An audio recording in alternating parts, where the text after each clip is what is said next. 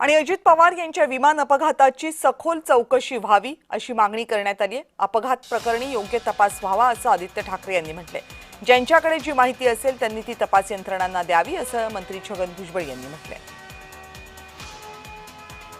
बघा, रोहित असो किंवा काल मला वाटतं जयनी पण त्याच्यावर वक्तव्य केलेलं आहे। अनेक लोक आता आपल्या शंका त्याच्यावर आता व्यक्त करत आहेत। मला वाटतं ह्याच्यावर स्पष्टपणे एकच मत असावं, सगळ्यांचंच एक मत असावं की जे काही घडलं त्याच्यात चौकशी ही होणं गरजेचं आहे।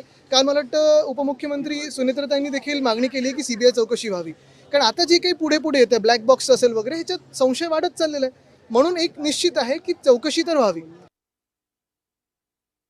रोहित पवार आता या पद्धतीनं या सगळ्या गोष्टी बोलतात, त्यामुळे लोकांना वाटतं की यांच्यावर कोणी हल्ला करेल का।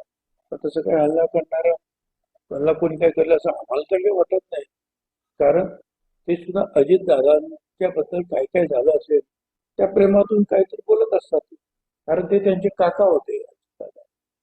त्यामुळे अधिक खोलात जाणं त्याने हे काही चुकीचं आहे असं कुणालाच काही वाटत नाही। पण ठीक आहे ना, एक सूचना आलेली आहे, गृहमंत्री त्याच्या त्या संदर्भामध्ये विचार करतील।